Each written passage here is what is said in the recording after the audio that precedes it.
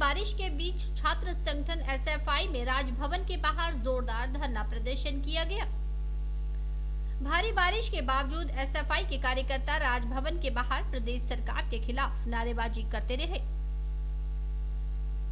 छात्र संगठन एसएफआई में नई शिक्षा नीति, छात्र संघ चुनाव बहाल करने और विश्वविद्यालय में कथित तौर पर गलत तरीके से की गई भर्तियों के खिलाफ प्रदर्शन किया गया।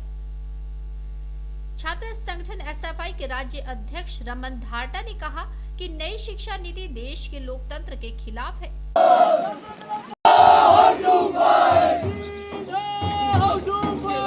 देखिए, पिछले लंबे समय से एसएफआई हिमाचल प्रदेश के अंदर लगातार आंदोलन कर रही है। उसके कुछ मुद्दे हैं, उन्हीं मुद्दों को लेकर हम इससे पहले विधानसभा भी गए थे, उसके बाद राज्य भवन, आज उसको लेकर गवर्नर हाउस भी आए हैं। इससे पहले हम शिक्षा मंत्री से भी इसको लेकर मिले थे, सीएम से भी मिले थे, लेकिन उस पर अभी तक सिर्फ आश्वासन मिले। इस पे जो कुछ हमारे मुद्दे हैं वो है राष्ट्रीय शिक्षा नीति, जो आज पूरे देश के अंदर एक बहुत बड़ा मुद्दा बनकर सामने आया है, जिसमें सही मायने में अगर उसको देखा जाए, एक जिसको कहेंगे डेमोक्रेसी को ख़त्म करते हुए या जो लोकतंत्र की एक प्रक्रिया है उसको दरकिनार करते हुए राष्ट्रीय शिक्षा नीति को आज हिमाचल या पूरे देश के छात्रों पर थोपने की कोशिश कर रहे हैं। उसका हम लंबे समय से विरोध कर रहे हैं कि राष्ट्रीय शिक्षा नीति को जो है वापस लिया जाए। राष्ट्रीय शिक्षा नीति जैसा एक ऐसा शिक्षा व्यवस्था हमारे देश के अंदर है, प्रदेश के अंदर है, जो हमारे देश के अंदर, प्रदेश के अंदर जिस तरह से कैंसर जो है इंसान को धीरे धीरे खत्म करता है, धीरे धीरे उसकी जड़ें अपनी मजबूत करता है, उसी तरह राष्ट्रीय शिक्षा नीति जो है वो शिक्षा को धीरे धीरे जो है खत्म करने का काम जो है हमारे देश के अंदर जो करेगी। और उसके दूसरा जो बड़ा मुद्दा है, 10 साल हो गए हैं हिमाचल प्रदेश के अंदर एससीए जो चुनाव है, छात्रों की जो डेमोक्रेटिक राइट है उसको जो बैन किया गया है। हर बार सरकार बदलती है, कांग्रेस ने उसको बैन किया, उसके बाद बीजेपी सत्ता में आई। बीजेपी ने जब सत्ता में आने से पहले बड़े जोरों शोरों से कहा था अगर वो सत्ता में आते हैं तो छात्र संघ चुनाव को बहाल करेगी, लेकिन 5 साल बीजेपी सत्ता में रही, छात्र संघ चुनाव बहाल नहीं हुए।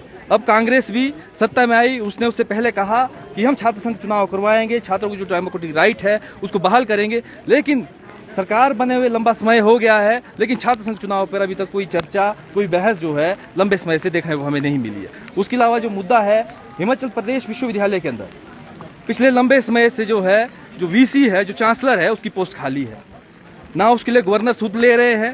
पिछले लंबे समय से विश्वविद्यालय को लावारिस छोड़ा गया है।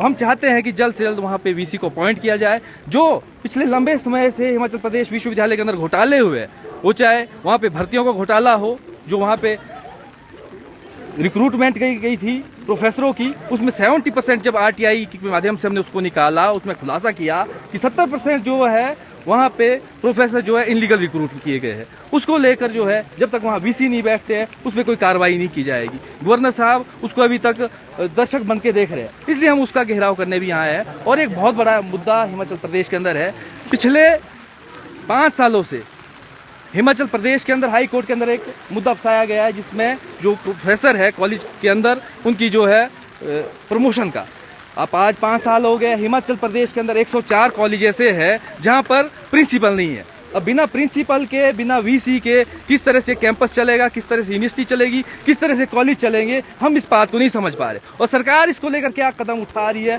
क्या बात कर रही है, उसको लेकर उसका कोई बयान नहीं है। शिक्षा मंत्री आज उनको शिक्षा से ज़्यादा जो उनके बयान है वो ज़्यादातर पीडब्ल्यूडी के आते हैं, कहीं रोड बन रहे हैं, नहीं बन रहे, लेकिन शिक्षा को लेकर वो कोई सुध नहीं ले रहे। इतने बड़े बड़े भ्रष्टाचार, इतने बड़े घोटाले हमारे प्रदेश के अंदर शिक्षा के क्षेत्र में हो रहे हैं, लेकिन उस पर कोई भी बयान जो है हमारी सरकार, हमारे शिक्षा मंत्री, यहाँ तक कि गवर्नर, जिनका काम है स्टेट के अंदर लॉ एंड ऑर्डर बनाने का, गवर्नर साहब जो है चांसलर है विश्वविद्यालय के, शिक्षा का स्तर उन्होंने देखना है, किस तरह की शिक्षा देनी है, उसको लेकर अभी तक कोई बात जो है गवर्नर साहब भी नहीं कर रहे। इस मुद्दों को लेकर आज हम यहाँ पे मिलने आए हैं, हमारा धरना है, और उसके बाद जो है गवर्नर साहब से हम मिलेंगे, उनके पास भी हम अपनी बात रखेंगे। अगर आने वाले टाइम में जो हमारे आंदोलन है, जो हमारी लड़ाई है, जो हमारी मांगे हैं, उसको हमने सरकार के पास भी गए, अब गवर्नर महोदय के पास आए, अगर ये भी हमारी मांगों को नहीं सुनते हैं, नहीं मानते हैं, तो मजबूरन जो है हमारे को छात्रों को लेकर शिमला की सड़कों में उतरना पड़ेगा। प्रदेश की एन स्टार न्यूज़ के लिए शिमला से चमन शर्मा की रिपोर्ट।